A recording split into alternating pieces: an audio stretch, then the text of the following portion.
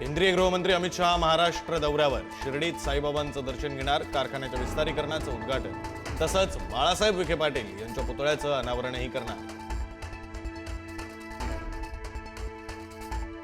OBC नेते लक्ष्मण हाके पुन्हा आक्रमक, आज जेजुरीतून आंदोलनाची हाक देणार।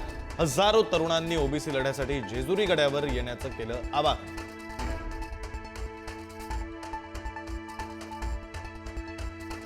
विधी विभागाच्या परवानगीशिवाय हैदराबाद गॅझेटियरचा जीआर काढला कसा, मंत्री भुजबळ आक्रमक।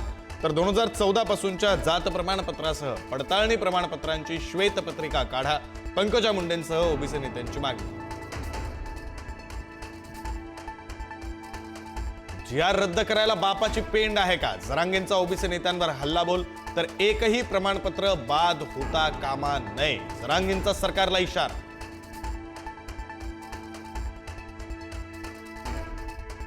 रामदास कदम उद्या मुख्यमंत्री फडणवीसांची भेट घेणार, बाळासाहेब ठाकरेंच्या मृत्यूची सीबीआय चौकशी करण्याची मागणी। उद्धव ठाकरेंनी हाताचे ठसे घेतल्याच्या आरोपांवरून रान पेटलं।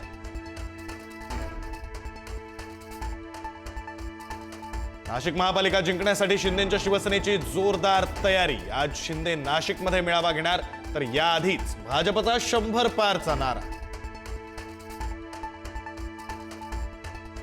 मनसे नेते आज मराठवाड्यासह सोलापुरातील पूरग्रस्त भागाच्या पाहणी दौऱ्यावर, बाळा नांदगावकरांसह अन्य नेते नुकसानीची पाहणी करणार, प्रत्यक्ष मदतही करणार।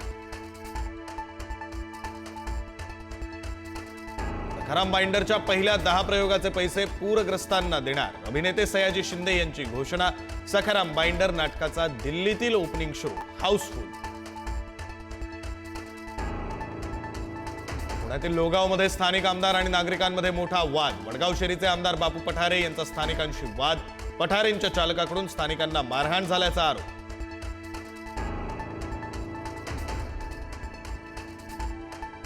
बुलढाण्यातील संग्रामपूरच्या वनबीर गावात देवी विसर्जन मिरवणुकीला गालबोट, अज्ञातानं विसर्जन मिरवणुकीवर दगडफेक केल्यानं वादात गावात पोलिसांचा बंदोबस्त।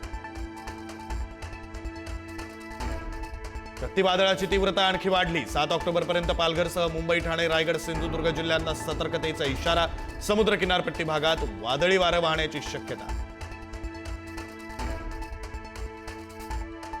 पंतप्रधान मोदींचं विमान दिबा पाटील विमानतळावर उतरणार, बुधवारी 8 ऑक्टोबरला मोदींच्या हस्ते विमानतळाचं उद्घाटन। पंतप्रधान मोदी 2 तास करणार विमानतळाची पाहणी। महिला विश्वचषकात आज भारत पाकिस्तान आमने सामने। आशिया कपमध्ये पाकला दिलेल्या धक्क्यानंतर आज पुन्हा पाकला धूळ चारण्यासाठी टीम इंडिया सज्ज।